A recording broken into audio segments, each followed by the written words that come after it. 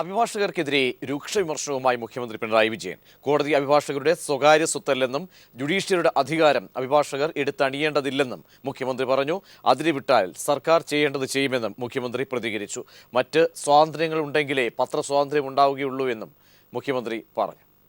അഭിഭാഷകരുടെ നടപടി ഒരു കാരണവശാലും അംഗീകരിക്കാനാവില്ലെന്ന് മുഖ്യമന്ത്രി പറഞ്ഞു. അഭിഭാഷകർ കോടതികളുടെ അധികാരികളല്ല. ജുഡീഷ്യറിക്കുള്ള അധികാരം അഭിഭാഷകർ എടുത്തണിയേണ്ടെന്നും മുഖ്യമന്ത്രി ഓർമ്മിപ്പിച്ചു.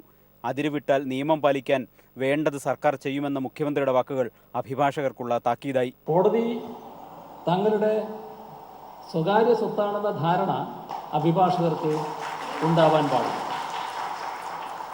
കോടതിയിൽ ആര് കയറണം, ആര് കയറണ്ട എന്നൊക്കെ കൽപ്പിക്കാൻ അഭിഭാഷകൻ അധികാരിയല്ല.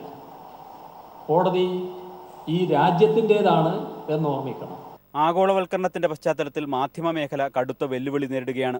മറ്റു സ്വാതന്ത്ര്യങ്ങളില്ലെങ്കിൽ മാധ്യമ സ്വാതന്ത്ര്യത്തിന് നിലനിൽപ്പില്ലെന്നും പിണറായി വിജയൻ ഓർമ്മിപ്പിച്ചു. മന്ത്രി രാമചന്ദ്രൻ കടന്നപ്പള്ളി, പ്രതിപക്ഷ നേതാവ് Ramesh Chennithala, KV Thomas MP, MLA മാർ, മറ്റ് ജനപ്രതിനിധികൾ തുടങ്ങിയവർ ഉദ്ഘാടന സമ്മേളനത്തിൽ പങ്കെടുത്തു. News bureau, Kochi. തിരുവനന്തപുരം വഞ്ചിയൂർ കോടതിയിൽ മാധ്യമപ്രവർത്തകരെ ആക്രമിച്ചതിൽ 10 അഭിഭാഷകർക്കെതിരെ കേസെടുത്തു. ബാർ അസോസിയേഷൻ സെക്രട്ടറി ആനേറ ഷാജി, രതിൻ, സുഭാഷ്, അരുൺ P. നായർ, LR രാഹുൽ എന്നിവർക്കെതിരെയും കണ്ടാലറിയാവുന്ന അഭിഭാഷകർക്കെതിരെയുമാണ് കേസ്. സ്ത്രീകളെ അവമാനിച്ചതിനും ഇവർക്കെതിരെ കേസെടുത്തു. പീപ്പിൾ ഇമ്പാക്ട് ഹരിപ്പാട് മെഡിക്കൽ കോളേജിൽ വ്യാപക ക്രമക്കേടെന്ന് കണ്ടെത്തൽ. വിജിലൻസ് FIR രജിസ്റ്റർ ചെയ്ത് കേസെടുത്തു. ഹരിപ്പാട് മെഡിക്കൽ കോളേജിന്റെ നിർമ്മാണവുമായി ബന്ധപ്പെട്ട് 1.74 കോടി രൂപയുടെ കൺസൾട്ടൻസി കരാർ സ്വകാര്യ കമ്പനിക്ക് നൽകിയതിൽ വ്യാപകമായ അഴിമതിയുണ്ട് എന്ന് ഉറപ്പുവരുത്തിയ സാഹചര്യത്തിലാണ് വിജിലൻസ് FIR ഇട്ട് കേസെടുത്തത്. സർക്കാരിന് ലാഭമുണ്ടാകുന്ന കുറഞ്ഞ ചെലവിൽ 2 കമ്പനികൾ കരാർ നൽകിയെങ്കിലും ഹരിപ്പാട് MLA കൂടിയായ മുൻ ആഭ്യന്തരമന്ത്രി നേരിട്ടിടപെട്ടാണ് തന്റെ അടുപ്പക്കാർക്ക് കരാർ നൽകിയതെന്നും ആക്ഷേപമുയർന്നിട്ടുണ്ട്. ഇതിലൂടെ കോടികളുടെ നഷ്ടം സർക്കാരിനുണ്ടായി. ഇതേ തുടർന്നാണ് വിജിലൻസ് കേസെടുത്ത് അന്വേഷണം ആരംഭിച്ചിരിക്കുന്നത്. ഹരിപ്പാട് മെഡിക്കൽ കോളേജിന്റെ മറവിൽ വ്യാപകമായി അഴിമതി നടന്നു എന്ന പരാതിയെ തുടർന്ന് വിജിലൻസ് ഡയറക്ടർ ജേക്കബ് തോമസ് നേരിട്ട് സ്ഥിതിഗതികൾ വിലയിരുത്തിയിരുന്നു. കേസന്വേഷണത്തിന്റെ ഭാഗമായി പരാതിക്കാരിൽ നിന്നും കരാറുകാരിൽ നിന്നും വിജിലൻസ് മൊഴിയെടുത്തു. ഈ മൊഴികളെല്ലാം തന്നെ മുൻ ആഭ്യന്തരമന്ത്രിക്കെതിരായിരുന്നു. ഇതിന്റെ അടിസ്ഥാനത്തിലാണ് വിജിലൻസ് ഇപ്പോൾ കേസെടുത്തത്. അന്വേഷണത്തിന്റെ ഭാഗമായി അടുത്ത ദിവസം പ്രതിപക്ഷ നേതാവ് രമേശ് ചെന്നിത്തലയെയും വിജിലൻസ് ചോദ്യം ചെയ്യും. ആശുപത്രിയുടെ മറവിൽ സ്ഥലം ഏറ്റെടുത്തതിലും നിലവിലുള്ള നിയമങ്ങൾ കാറ്റിൽ പറത്തി ആലപ്പുഴ മെഡിക്കൽ കോളേജിന് സമീപം തന്നെ സർക്കാർ ചെലവിൽ സ്വകാര്യ ആശുപത്രി പണിതതിന് പിന്നിലും വ്യാപക അഴിമതി നടന്നു എന്ന് ആക്ഷേപമുയർന്നിട്ടുണ്ട്. ഇത് സത്യപ്രതിജ്ഞാ ലംഘനമാണെന്നും ആരോപണമുണ്ട്. വരും ദിവസങ്ങളിൽ ഇത്തരം കേസുകൾ കൂടി വിജിലൻസ് അന്വേഷിക്കും.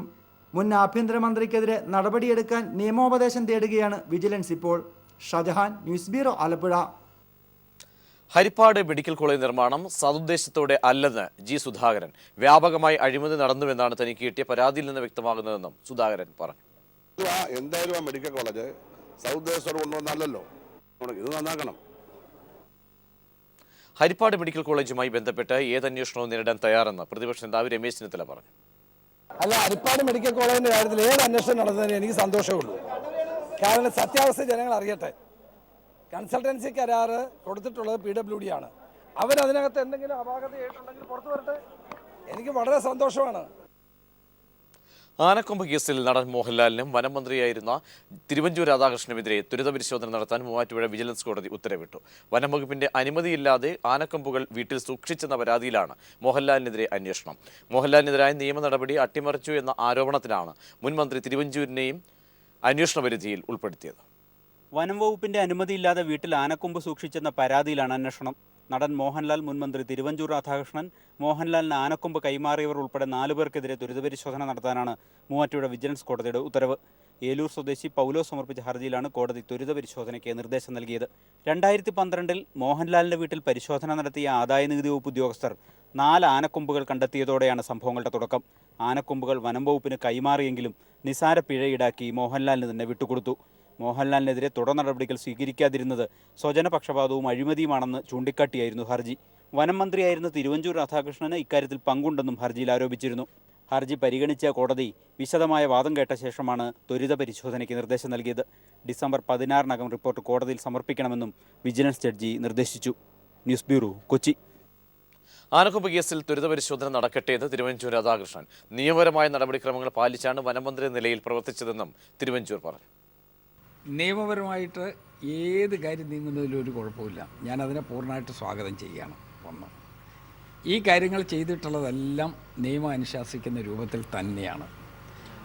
വൈൽഡ് ലൈഫ് പ്രൊട്ടക്ഷൻ ആക്ട് ഉണ്ട് 1972.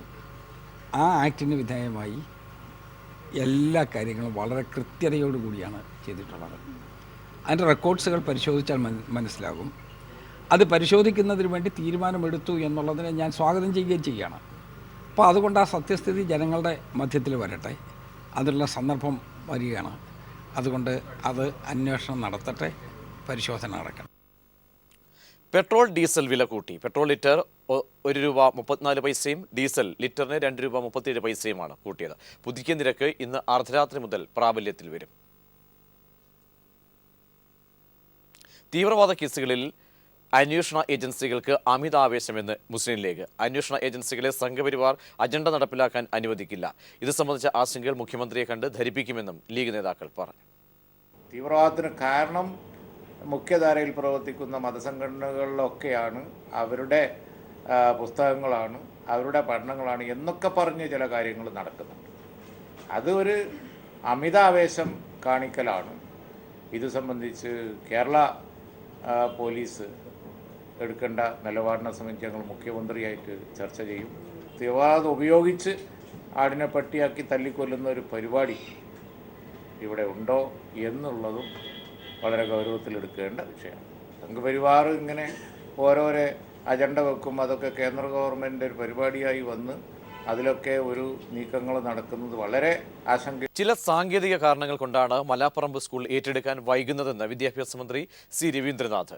ഒരു കേസ് നിലവിലുള്ളതാണ് തടസ്സം. അത് പരിഹരിച്ച് ഉടൻ സ്കൂൾ ഏറ്റെടുക്കും. കേരളത്തിൽ ഇനി സ്വാശ്രയ മേഖലയിൽ പുതിയ എഞ്ചിനീയറിംഗ് കോളേജുകൾ ഉണ്ടാകില്ലെന്നും മന്ത്രി കോഴിക്കോട്ട് പറഞ്ഞു. മലാപ്പറമ്പ് സ്കൂള് ഏറ്റെടുക്കുവാനുള്ള എല്ലാ തരത്തിലുള്ള നടപടികളും പൂർത്തിയായി കഴിഞ്ഞിരിക്കുകയാണ്. പക്ഷെ ഒരു ചെറിയ സാങ്കേതിക പ്രശ്നം, ഒരു കേസ് നിലവിലുണ്ട് എന്നുള്ള ഒരു പ്രശ്നം ഉള്ളത് കൊണ്ട് അത് ഇപ്പോൾ ഏറ്റെടുക്കുന്നില്ല. പക്ഷേ അതിൻ്റെ സാങ്കേതിക നടപടികളെല്ലാം പൂർത്തിയായി കഴിഞ്ഞിരിക്കുകയാണ്. ഈ പറയുന്ന സാങ്കേതിക തടസ്സം മാറിക്കഴിയുമ്പോൾ ആ സ്കൂൾ ഏറ്റെടുക്കാനുള്ള നടപടിയുമായി സർക്കാർ മുന്നോട്ട് പോകും. കേരളത്തിൽ ഇനി സ്വാശ്രയ മേഖലയിൽ എഞ്ചിനീയറിംഗ് കോളേജുകൾ ഇല്ല എന്ന് സർക്കാർ ഉറപ്പിച്ച് പ്രഖ്യാപിച്ചു കഴിഞ്ഞിട്ടുണ്ട്. അതുപോലെ തന്നെ ഓട്ടോണമസ് കോളേജ് അത് കേരളത്തിന്റെ മണ്ണിൽ ഇനി ഇല്ല എന്ന് സംസ്ഥാന സർക്കാർ ഉറപ്പിച്ച് പറഞ്ഞു കഴിഞ്ഞിരിക്കുകയാണ്. 46ാമത് സംസ്ഥാന ചലച്ചിത്ര അവാർഡുകൾ പാലക്കാട് നടന്ന ചടങ്ങിൽ മുഖ്യമന്ത്രി വിതരണം ചെയ്തു. ഫിലിം സൊസൈറ്റി സംസ്കാരം തിരിച്ചു കൊണ്ടുവരണമെന്ന് മുഖ്യമന്ത്രി പറഞ്ഞു. സിനിമാ രംഗത്തെ പ്രമുഖർ അണിനിരന്ന കലാവിരുന്നും അവാർഡ് വിതരണത്തോടനുബന്ധിച്ച് നടന്നു. പാലക്കാടൻ കലകളുടെ അവതരണത്തോടെയായിരുന്നു 46ാമത് സംസ്ഥാന ചലച്ചിത്ര അവാർഡ് വിതരണ ചടങ്ങ് ആരംഭിച്ചത്. മുഖ്യമന്ത്രി പിണറായി വിജയൻ ചടങ്ങ് ഉദ്ഘാടനം ചെയ്തു. വർണ്ണക്കാഴ്ചകളിൽ അഭിരമിക്കുന്ന പ്രവണത സിനിമകളിൽ ഏറി വരുന്നതായി മുഖ്യമന്ത്രി പറഞ്ഞു. പൊള്ളുന്ന ജീവിത യാഥാർത്ഥ്യത്തെ സിനിമ കൈവിടരുതെന്നും മുഖ്യമന്ത്രി ഓർമ്മിപ്പിച്ചു. മണ്ണിൻ്റെ മണവും അതിൽ പണിയെടുക്കുന്ന മനുഷ്യൻ്റെ പച്ചയായ ജീവിതവും ആ ജീവിതത്തിലെ പൊള്ളിക്കുന്ന ദുരന്ത യാഥാർത്ഥ്യങ്ങളുമൊക്കെ സിനിമയുടെ പരിഗണനാ വിഷയങ്ങൾക്ക് പുറത്താവുന്നുണ്ടോ എന്നതാണ് ആ ഉത്കണ്ഠ. പൊള്ളിക്കുന്ന ജീവിത സത്യങ്ങളെ വിട്ട് ചില വർണ്ണക്കാഴ്ചകളിൽ അഭിരമിക്കുന്ന പ്രവണത ഒട്ടേറെ ഉയർന്നു വരുന്നുണ്ട്. ഇക്കാര്യം ചലച്ചിത്ര പ്രവർത്തകർ ചിന്തിക്കണമെന്നാണ് എനിക്ക് അഭ്യർത്ഥിക്കാനുള്ളത്. സമഗ്ര സംഭാവനയ്ക്കുള്ള JC ഡാനിയൽ പുരസ്കാരം സംവിധായകൻ KG ജോർജിന് നൽകി മുഖ്യമന്ത്രി അവാർഡ് വിതരണ ചടങ്ങിന് തുടക്കമിട്ടു. മലയാള സിനിമാ രംഗത്ത് അരനൂറ്റാണ്ട് പിന്നിട്ട പ്രതിഭകളെയും ചടങ്ങിൽ ആദരിച്ചു. മധു, ഷീല, ശാരദ, ശ്രീകുമാരൻ തമ്പി, MK അർജുനൻ എന്നിവർ ആദരമേറ്റുവാങ്ങി. ഗോൾഡൻ റീൽ പുരസ്കാരം നേടിയ റസൂൽ പൂക്കുട്ടിയെയും ചടങ്ങിൽ ആദരിച്ചു. മികച്ച നടനുള്ള പുരസ്കാരം ദുൽഖർ സൽമാനും നടിക്കുള്ള പുരസ്കാരം പാർവതിയും മുഖ്യമന്ത്രിയിൽ നിന്ന് ഏറ്റുവാങ്ങി. വിവിധ വിഭാഗങ്ങളിലായി 48 അവാർഡുകൾ വിതരണം ചെയ്തു. സാംസ്കാരിക മന്ത്രി AK ബാലൻ അധ്യക്ഷത വഹിച്ച ചടങ്ങിൽ സ്പീക്കർ P ശ്രീരാമകൃഷ്ണൻ, മന്ത്രിമാരായ E ചന്ദ്രശേഖരൻ, കടന്നപ്പള്ളി രാമേന്ദ്രൻ, മറ്റ് ജനപ്രതിനിധികൾ, സിനിമാ രംഗത്തെ പ്രമുഖർ എന്നിവരും പങ്കെടുത്തു. News bureau, Palakkad. തൃശൂർ പുതുക്കാട് പാഴായിയിൽ 4 വയസ്സുകാരി വെള്ളക്കെട്ടിൽ വീണ് മരിച്ച സംഭവം കൊലപാതകമെന്ന് സ്ഥിരീകരിച്ചു. സംഭവത്തിൽ കുട്ടിയുടെ ബന്ധുവായ മധ്യവയസ്കയെ പോലീസ് കസ്റ്റഡിയിലെടുത്തു. കുടുംബവഴക്കാണ് കൊലപാതകത്തിന് കാരണമെന്ന് പോലീസ് പറയുന്നു. കണ്ണൂർ മട്ടന്നൂർ സ്വദേശി രജിത്ത് നീഷ്മ ദമ്പതികളുടെ മകൾ 4 വയസ്സുകാരി മേബയാണ് പുഴയിൽ വീണ് മരിച്ചത്. നീഷ്മയുടെ പിതൃസഹോദരന്റെ മരണാനന്തര ചടങ്ങുകൾക്ക് പുതുക്കാട്ടെ കുടുംബ വീട്ടിൽ എത്തിയപ്പോഴായിരുന്നു സംഭവം. ചടങ്ങുകൾക്കിടെ കാണാതായ കുട്ടിയുടെ ജഡം പിന്നീട് പുഴയിൽ കണ്ടെത്തുകയായിരുന്നു. മനഃപൂർവ്വം അപകടപ്പെടുത്തിയതാകാം എന്ന മാതാപിതാക്കളുടെ സംശയത്തെ തുടർന്ന് ഇവരുടെ ബന്ധു കൂടിയായ മധ്യവയസ്കയെ പോലീസ് വിളിച്ചുവരുത്തി. പുഴയിലേക്ക് തള്ളിയിട്ട് കൊലപ്പെടുത്തുകയായിരുന്നുവെന്ന് മേബയുടെ അമ്മയുടെ അമ്മായി ശൈലജ പറഞ്ഞു. കൊല്ലപ്പെട്ട മേബയുടെ മുത്തച്ഛനുമായി സഹോദരി ശൈലജയ്ക്കുണ്ടായിരുന്ന വൈരാഗ്യമാണ് കൊലപാതകത്തിന് പിന്നിലെന്നാണ് പോലീസിന്റെ പ്രാഥമിക നിഗമനം. അവരോട് ഈ കുടുംബം ഇവരെ മുത്തച്ഛനോടും അതുപോലെ തന്നെ ഒരു വീട്ടുകാരോട് സ്ത്രീക്ക് വൈരാഗ്യം. കുട്ടിയുടെ തന്നെ മാല മുമ്പ് സ്വർണ്ണം നഷ്ടപ്പെട്ടത് ഇവരാണെന്നുള്ള ചില ആരോപണങ്ങളുണ്ടായിരുന്നു. അപ്പോൾ അത് ഈ കുടുംബക്കാരാണ് പറയുന്നതെന്നുള്ളൊരു വൈരാഗ്യം ഇവർക്കുണ്ട്. കുട്ടിയുടെ പിതാവ് രജിത്ത് വിദേശത്തായിരുന്നു ജോലി ചെയ്തിരുന്നത്. അതിനാൽ നീഷ്മയും മേബയും പുതുക്കാട്ട് പാഴാനിയിലാണ് താമസിച്ചിരുന്നത്. നീഷ്മയുടെ കുടുംബവുമായി പിടിയിലായ ശൈലജ നിരന്തരം തർക്കമുണ്ടാകാറുണ്ടെന്ന ബന്ധുക്കൾ മൊഴി നൽകി. പിടിയിലായ ശൈലജയ്ക്കെതിരെ Thrissur west, east, Palakkad police സ്റ്റേഷനുകളിൽ അനാശാസ കേസുകളുണ്ട്. News bureau, Thrissur. സോളാർ അഴിമതിയിൽ മുൻ മുഖ്യമന്ത്രി ഉമ്മൻചാണ്ടിക്കെതിരെ പൊതുതാൽപര്യ ഹർജി തിരുവനന്തപുരം വിജിലൻസ് കോടതി ഫയലിൽ സ്വീകരിച്ചു. സരിത ഉമ്മൻചാണ്ടിക്കുൾപ്പെടെ പണം നൽകിയെന്ന് സോളാർ കമ്മീഷനിൽ നൽകിയ മൊഴിയുടെ അടിസ്ഥാനത്തിൽ കേസ് രജിസ്റ്റർ ചെയ്യണമെന്നാണ് ഹർജിയിലെ ആവശ്യം. സമാന കേസിലെ ഹൈക്കോടതി തീരുമാനം അറിയിക്കാനും പ്രത്യേക വിജിലൻസ് കോടതി ഉത്തരവിട്ടു. കേസ് പരിഗണിക്കുന്നത് ഈ മാസം 28 മാറ്റി. സംസ്ഥാനത്ത് വീണ്ടും ATM തട്ടിപ്പ്. ആലുവ തോട്ടയ്ക്കാട്ടുകര SBT ശാഖയിലെ അക്കൗണ്ടിൽ നിന്നും 40,000 രൂപ നഷ്ടപ്പെട്ടു. അമേരിക്കയിൽ നിന്നാണ് പണം പിൻവലിക്കപ്പെട്ടത്. ആലുവ എലുക്കര സ്വദേശി നവാസിന്റെ പണമാണ് നഷ്ടപ്പെട്ടത്. കഴിഞ്ഞ ദിവസം വൈകിട്ട് 6 മണിയോടെയാണ് ആലുവ തോട്ടയ്ക്കാട്ടുകര SBT ശാഖയിലെ നാസ് കൺസ്ട്രക്ഷൻസ് എന്ന അക്കൗണ്ടിൽ നിന്ന് 40,333 രൂപ പിൻവലിച്ചതായി നവാസിന് SMS ലഭിച്ചത്. ഉടൻ തന്നെ ബാങ്കിലെത്തി പണം താൻ പിൻവലിച്ചിട്ടില്ലെന്ന് നവാസ് പരാതി നൽകി. തുടർന്ന് പരിശോധിച്ചപ്പോൾ അമേരിക്കയിലെ ബ്രൂക്ലിനിൽ നിന്നാണ് പണം പിൻവലിച്ചതെന്ന് വ്യക്തമായി. നവാസ് ആലുവ പോലീസ് സ്റ്റേഷനിൽ പരാതി നൽകിയിട്ടുണ്ട്. ATM കാർഡിന്റെ പിൻ ഉപയോഗിച്ച് പണം കവർന്നതായാണ് നിഗമനം. ATM ഉപയോഗിച്ച കൗണ്ടറുകളിൽ നിന്ന് പണം പിൻവലിക്കുന്നതല്ലാതെ യാതൊരു ഓൺലൈൻ ഇടപാടുകളും താൻ നടത്തിയിട്ടില്ലെന്ന് നവാസ് പറഞ്ഞു. ഞാൻ ഈ കാർഡ് വെച്ച് വേറെ ഓൺലൈൻ പർച്ചേസിങ്ങോ അല്ലെങ്കിൽ വിദേശയാത്ര ഒന്നും നടത്തിയിട്ടില്ല. പിന്നെ എങ്ങനെ ഇത് സംഭവിച്ചെന്ന് എനിക്കറിയില്ല. പണം നഷ്ടപ്പെട്ടതിൽ ആശങ്ക വേണ്ടെന്നും പോലീസ് അന്വേഷണത്തിന് ശേഷം പണം തിരികെ നൽകുമെന്നും ബാങ്ക് അധികൃതർ നവാസിനെ അറിയിച്ചിട്ടുണ്ട്. News bureau, Kochi. ബ്രിക്സ് രാജ്യാന്തര ഉച്ചകോടിക്ക് ഗോവയിൽ തുടക്കമായി. ഇന്ത്യ റഷ്യ വാർഷിക യോഗവും ഗോവയിൽ പൂർത്തിയായി. വർദ്ധിച്ചു വരുന്ന പാക് തീവ്രവാദ ഭീഷണി നേരിടാൻ ഇന്ത്യക്ക് റഷ്യയുടെ വിമാനവേധ മിസൈൽ കവചിത വാഹനങ്ങൾ ലഭിക്കും. അതിർത്തി കടന്നുള്ള ആക്രമണങ്ങൾക്ക് ഉപയോഗിക്കാൻ കഴിയുന്ന കമോവ ഹെലികോപ്റ്റർ ഇരു രാജ്യങ്ങളും നിർമ്മിക്കും. കൂടംകുളത്തെ പുതിയ യൂണിറ്റുകളുടെ നിർമ്മാണോദ്ഘാടനം റഷ്യൻ പ്രസിഡന്റ് പുടിനും പ്രധാനമന്ത്രി നരേന്ദ്രമോദിയും സംയുക്തമായി നിർവഹിച്ചു. ഇന്ത്യ റഷ്യ ബന്ധം ശക്തമാക്കി വാർഷിക യോഗം ഗോവയിൽ പൂർത്തിയായി. റഷ്യൻ പ്രസിഡന്റ് വ്ളാഡിമിർ പുടിനും പ്രധാനമന്ത്രി നരേന്ദ്രമോദിയും തമ്മിൽ നടന്ന ഉഭയകക്ഷി ചർച്ചകൾക്ക് ശേഷം പ്രതിരോധം, വാണിജ്യം രംഗത്തടക്കം 16 കരാറുകൾ ഒപ്പിട്ടു. കൂടംകുളം ആണവ നിലയത്തിലെ പുതിയ യൂണിറ്റുകളുടെ നിർമ്മാണ ഉദ്ഘാടനം ഇരുവരും സംയുക്തമായി നിർവഹിച്ചു. റഷ്യയുടെ പുതിയ മിസൈൽ, വിമാനവേധ, റോക്കറ്റ് കവചിത വാഹനങ്ങൾ ഇന്ത്യക്ക് ലഭിക്കും.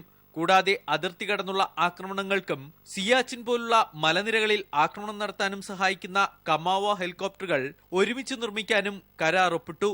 ആന്ധ്രാപ്രദേശിൽ റഷ്യയുടെ സഹായത്തോടെ കപ്പൽ നിർമ്മാണശാല ആരംഭിക്കും. ഇന്ത്യ റഷ്യ ബന്ധം പഴക്കമുള്ളതാണെന്നും പുതിയ 2 സുഹൃത്തുക്കളെക്കാൾ പഴയ ചങ്ങാതി തന്നെയാണ് നല്ലതെന്നും സംയുക്ത പ്രസ്താവനയിൽ നരേന്ദ്രമോദി പറഞ്ഞു. അഫ്ഗാനിസ്ഥാനിലും പടിഞ്ഞാറൻ ഏഷ്യയിലുമുള്ള ഇരു രാജ്യങ്ങളുടെയും താൽപര്യം ഒന്നു തന്നെയാണെന്ന് റഷ്യൻ പ്രസിഡന്റ് വ്ളാഡിമിർ പുടിനും വ്യക്തമാക്കി. തീവ്രവാദത്തിനെതിരെ ഇന്ത്യ നടത്തുന്ന പോരാട്ടങ്ങൾക്ക് റഷ്യ പിന്തുണ അറിയിച്ചതായി പിന്നീട് വിദേശകാര്യ സെക്രട്ടറി S ജയശങ്കർ അറിയിച്ചു. ബ്രിക്സ് യോഗത്തിൽ പങ്കെടുക്കാനെത്തിയ ചൈന, ബ്രസീൽ, സൗത്ത് ആഫ്രിക്ക രാഷ്ട്രത്തലവന്മാർക്ക് ഇന്ത്യ ഊഷ്മള സ്വീകരണം നൽകി വരവേറ്റു. News bureau, Delhi.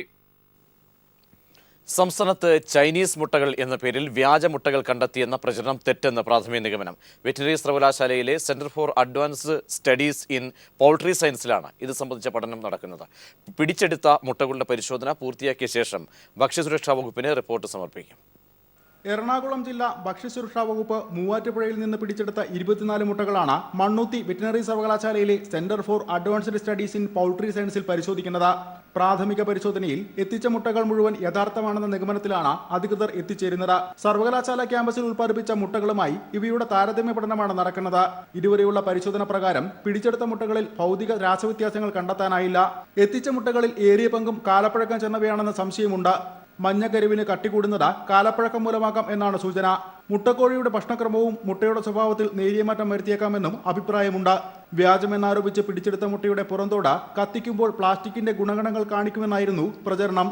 പുറന്തോടിൽ കൃത്രിമമുണ്ടോ എന്ന കാര്യത്തിൽ പരിശോധനകൾ നടന്നുവരികയാണ്. ഉയർന്ന ഊഷ്മാവിൽ മുട്ടകൾ സൂക്ഷിക്കുമ്പോൾ തോടിന് കട്ടികൂടാമെന്ന വിദഗ്ധാഭിപ്രായമുണ്ട്. പരിശോധനകൾ പൂർത്തിയാക്കിയ ശേഷം അന്തിമ റിപ്പോർട്ട് ഭക്ഷ്യസുരക്ഷാ വകുപ്പിന് കൈമാറും. ഇടുക്കി, തിരുവനന്തപുരം എന്നിവിടങ്ങളിൽ നിന്ന് സംശയത്തിന്റെ പേരിൽ പിടിച്ചെടുത്ത മുട്ടകളും അടുത്ത ദിവസം പരിശോധനയ്ക്ക് എത്തിക്കും. News bureau, Thrissur. കണ്ണൂർ ആസ്ഥാനമായി പ്രവർത്തിക്കുന്ന ഫാത്തിമ ഗ്രൂപ്പ് ബിസിനസ് വൈവിധ്യവൽക്കരണത്തിന്റെ ഭാഗമായി ആരംഭിച്ച ഫാത്തിമ റിയൽറ്റേഴ്സിന്റെ ഉദ്ഘാടനം കണ്ണൂർ മേയർ EP ലത നിർവഹിച്ചു. കസാമിയ വില്ല പ്രോജക്ടിന്റെയും ടൗൺ സെന്റർ ഷോപ്പിംഗ് ബിസിനസ് പ്രോജക്ടിന്റെയും ലോഗോ പ്രകാശനം മന്ത്രി കടന്നപ്പള്ളി രാമചന്ദ്രൻ നിർവഹിച്ചു. ചടങ്ങിൽ Fathima group chairman Muhammad Haji Kambil, MD Rafi Elambara, marketing MD KV Muhammad Kunhi, director Shahul Hameed എന്നിവർ പങ്കെടുത്തു.